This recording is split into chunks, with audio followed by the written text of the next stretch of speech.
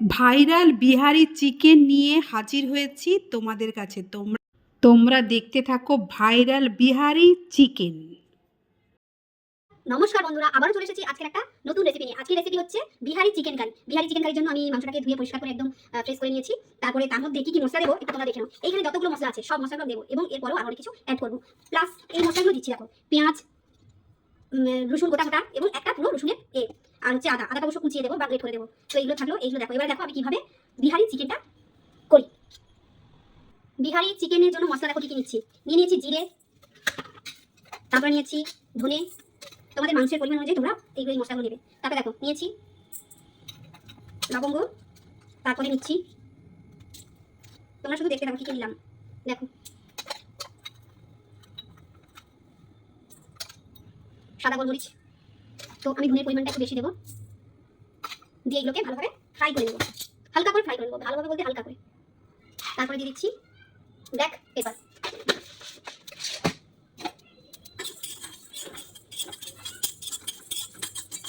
এটাকে হালকা করে আমি ভেজে নেবো। হয়ে গেছে ভাজা, এবার এটাকে মিক্সারে গ্রাইন্ড করবো। দেখো একটা কড়াই বসিয়ে দিয়েছি আর এই মশলাগুলো এবারে গুঁড়ো করে নেবো। মশলাটা গুঁড়ো করে নিয়েছি। এবারে কড়াইয়ে তেল দিয়েছি, তেলটা গরম হতে দেবো। তেলটা গরম হয়ে গেছে, এবার তেলের উপরে মাংসগুলো আমি ছেড়ে দিচ্ছি।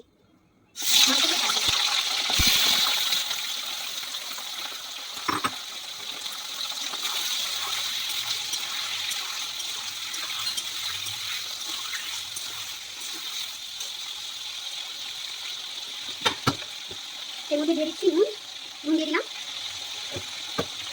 আর দিয়ে দেবো হলুদ। দিয়ে মাংসটাকে ভালোভাবে ভেজে নেবো।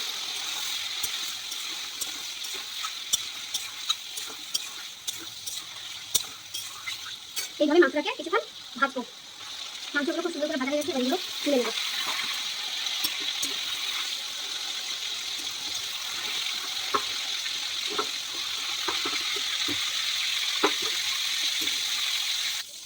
ওই তেলের মধ্যেই দিয়ে দিচ্ছি তেজপাতা আর শুকনো লঙ্কা ফোড়ন আর গোটা রসুন। এটা এখন ভাজা হচ্ছে, একটু লাল হয়ে গেলেই আমি তারপরে মশলা দেবো। এবার দেখো চিকেনটাকে একদম খুব সুন্দর করে আমি ভেজে নিয়েছি।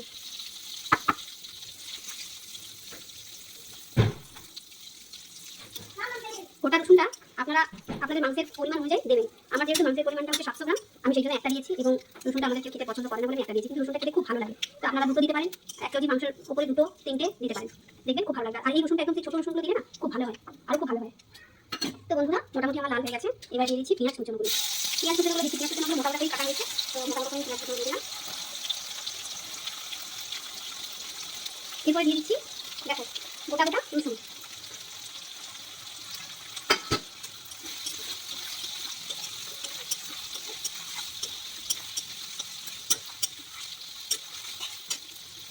একটু দিয়ে দেবো নুন, দিয়ে এটা কিছুক্ষণ আমি পুরো লাল হয়ে যাবে। যখন পেঁয়াজটা পুরো লাল হয়ে যাবে ততক্ষণ পর্যন্ত আমি পেঁয়াজটা তেলের মধ্যে ভাজতে থাকবো। দেখো পেঁয়াজটা মোটামুটি ভাজা হয়ে গেছে, তো পেঁয়াজটাকে আর রসুনটাকে আর একটু ভাজার জন্য নিতেছি, একদম সেদ্ধ যাতে হয়ে যায় সেই জন্য একটু ঢাকা দিয়ে দিলাম। এবার দিয়ে দিচ্ছি আদা থেতো করে, বা কুচিয়ে দিতে পারো বা গ্রেট করে দিতে পারো। আমি আমার ইচ্ছা আদাটা থেতো করে দিয়েছি। এবার আবার সেটাকে দিয়ে দেবো। এবার দেখবো রসুনগুলো সেদ্ধ হয়েছে নাকি। রসুনগুলো সেদ্ধ হয়েছে কিন্তু একটু বাকি আছে, সেদ্ধ হয়েছে হালকা আর একটু বাকি আছে, তো ওই জন্য আমি দিয়ে দেবো। আবার একটু ঢাকা দিয়ে দেবো।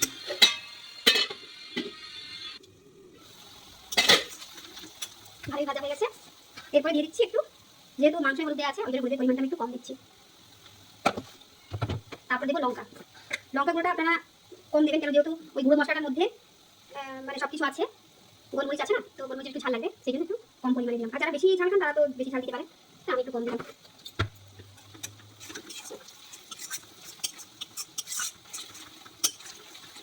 মশলাটা যাতে না পুড়ে যায় সেই জন্য আমি একটু জল দেবো অল্প পরিমাণে।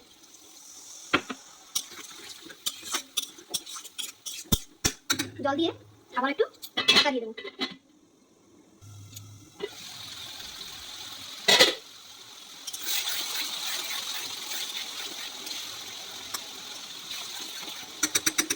মশলাটা একদম ভাজা ভাজা হয়ে গেছে আর এই রসুনগুলো দেখো একদম সিদ্ধ হয়ে গেছে।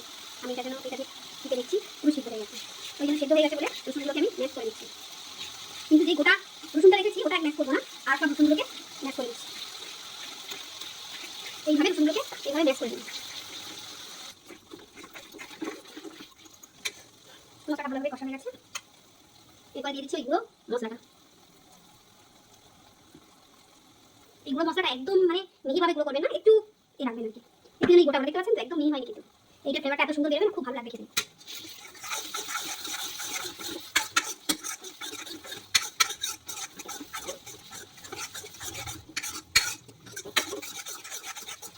এটা দিয়ে কিছুক্ষণ নাড়াচাড়া করলাম। মশলাটাকে ম্যাশ করার জন্য আমি এটা ব্যবহার করছি। তারপরে কিছুক্ষণ এবারে এই মশলাটার উপরে দিয়ে দিচ্ছি চিকেন ফ্রাই বা চিকেন ভাজা। চিকেন ভাজাগুলো দিয়ে দিলাম মশলার উপরে।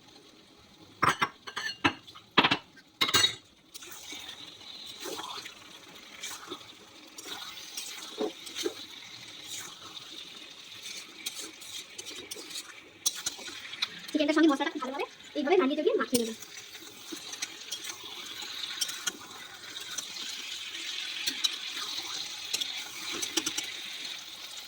দেখো মশলাটা একদম মাখা হয়ে যাচ্ছে, আর দেখো তেলও বেরিয়ে আসছে, তো খুব সুন্দরভাবে বেরিয়ে যাচ্ছে মাংসটা। তো এরপর এই মাংসের মধ্যে আমি দিয়ে দেবো জলটা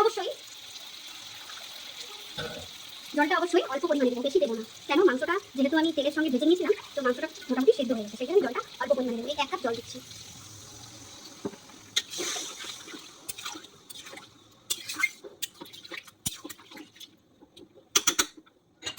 দিয়ে মাংসটাকে আমি কিছুক্ষণ ঢাকা দিয়ে দেবো,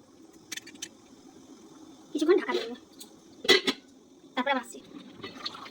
চিকেনটা ফোটা শুরু হয়ে গেছে,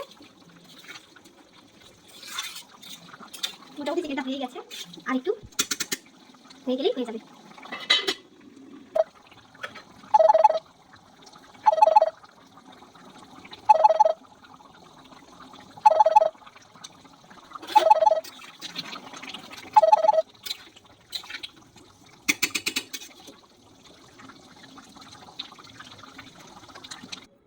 কমপ্লিট হয়ে গেছে আমার বিহারি চিকেন কারি বা বিহারি চিকেন ঝোল।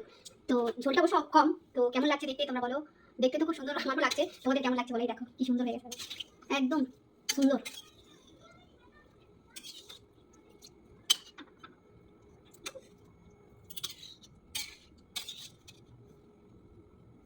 তো বন্ধুরা এই বিহারি চিকেন কারি বা ঝোলটা তোমাদের কেমন লাগলো অবশ্যই তোমরা জানাবে। আর যদি খুব ভালো লেগে থাকে তাহলে আমাকে লাইক কমেন্ট এবং শেয়ার করবে, আর চ্যানেলটাকে অবশ্যই ফলো করে দেবে। আর ইউটিউবে যারা দেখবে তারা অবশ্যই সাবস্ক্রাইব করে দিও।